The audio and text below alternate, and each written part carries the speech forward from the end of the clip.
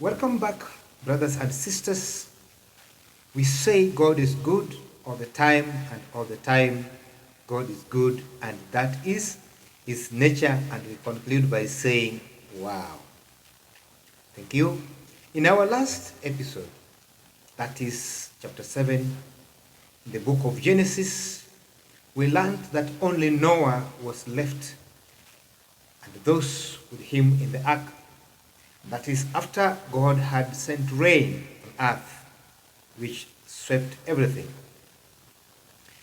Let us see the life of Noah onwards after that. But before we go there, kindly like our video, subscribe, leave us with a comment, and share with your friends. Now, God bless you as you do that. In this next episode, let us learn, let us see life for Noah going onwards.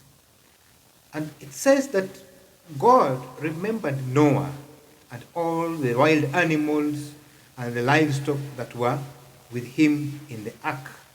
And he sent a wind over the earth, and waters receded.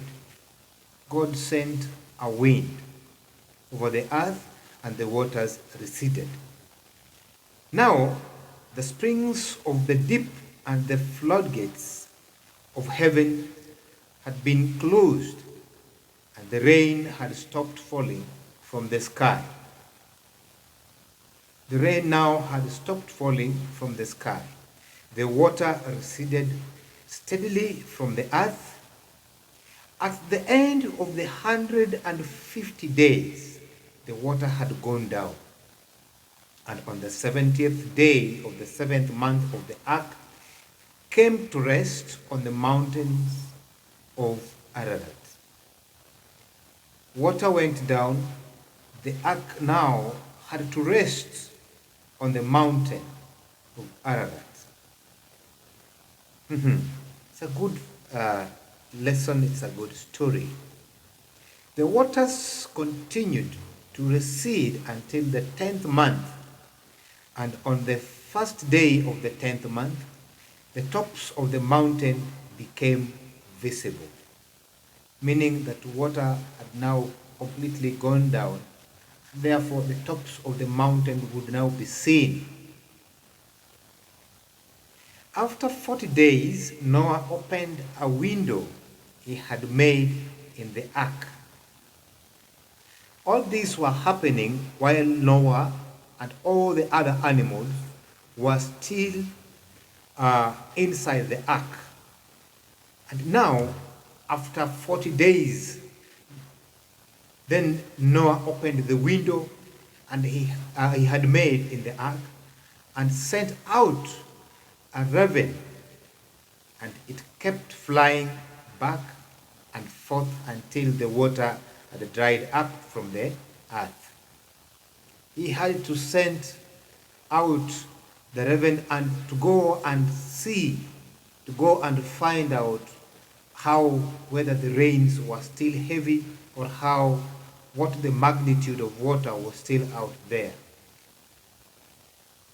Then he sent out a dove to see if the water had receded from the surface of the ground.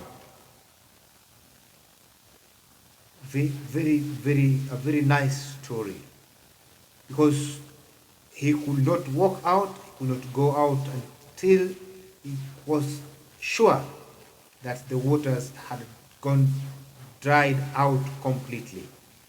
But the dove could find nowhere to pitch, because there was water all over the surface of the earth. So the dove, as it has said, noticed that it could not pitch anywhere. So it returned to Noah in the ark. It had to come back. It was forced to come back to give the response. He was sent.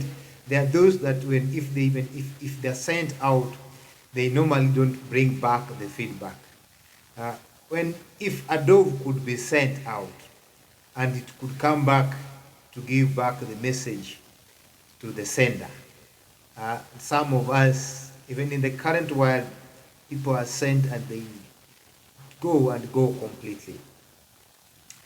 He reached out his hand and took the dove and brought it back to him in the ark. Noah extended his hands so that he could receive the dove back. He waited 7 more days and again sent out the dove from the ark. He was very patient. He had got no hurry because he was working as per the commandment and the directives that he was given by God. When the dove returned to him in the evening, therein its beak was a freshly plucked olive leaf. A clear message that things were good, the weather was now conducive. Then Noah knew that the water had receded from the earth. He waited 7 more days and sent the dove out again, but this time it did not return to him. See what we were talking about. First time he was sent, he went out, he found that the dove went out and found that there was no place for it to pitch. So he had to come back to Noah. But now, on this other last time, when he was sent out, or it was sent out, it went completely. It never came back. It is important, brothers and sisters, to learn this. By the first day of the first month of Noah's 600 and first year, the water had dried up from the earth. Noah then removed the covering from the ark and saw that the surface of the ground was dry. After that particular period, now Noah had to remove the coverings of the ark because now he was sure that the ground was dry. By the 27th day of the second month of the earth was completely dry.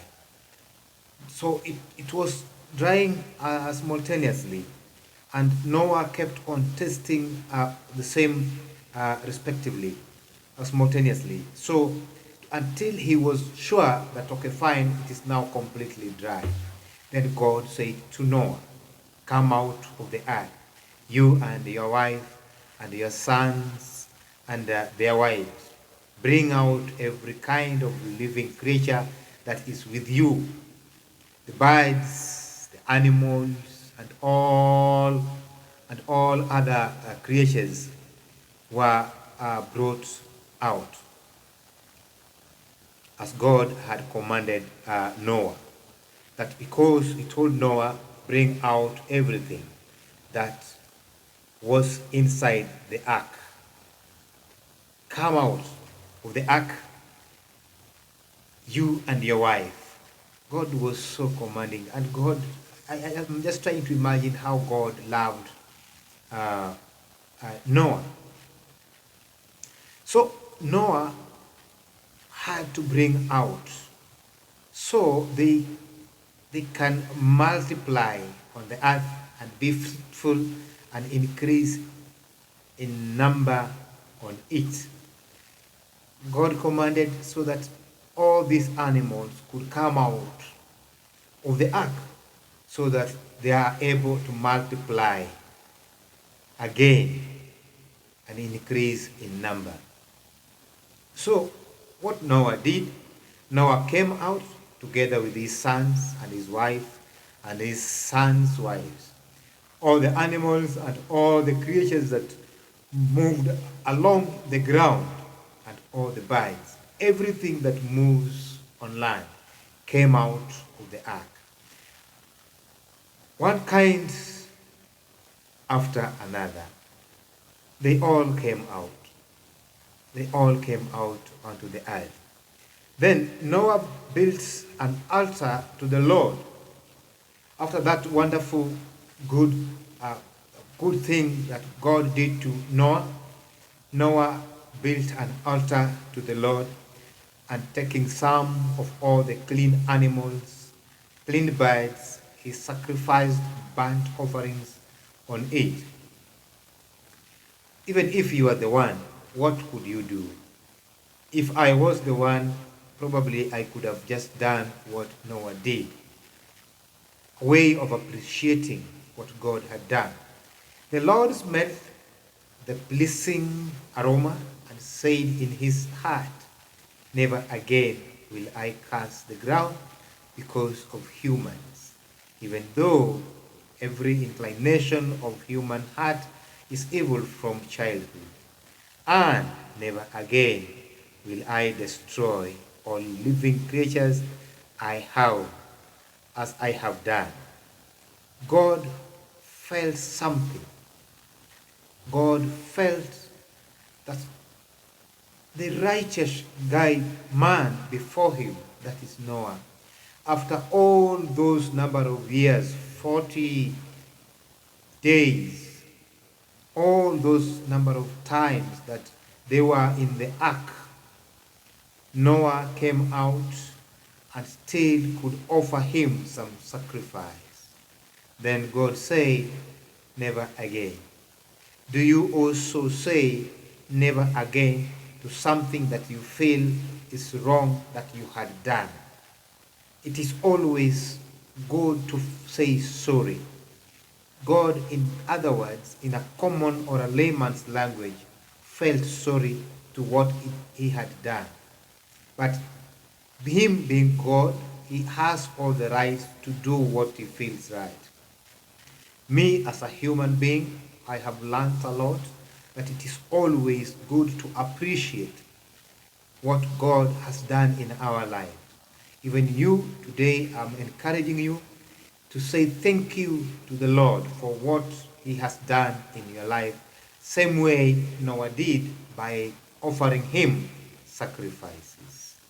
Say he burned them all, and God was pleased by the aroma.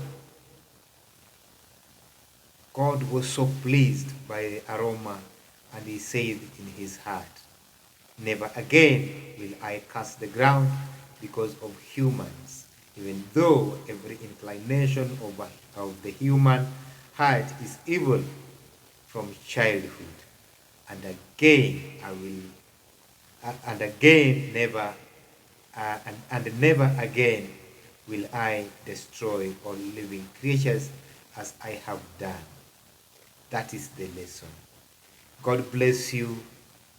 Remember to like, remember to subscribe, remember to share. Till we meet again, see you then. Goodbye. We love you.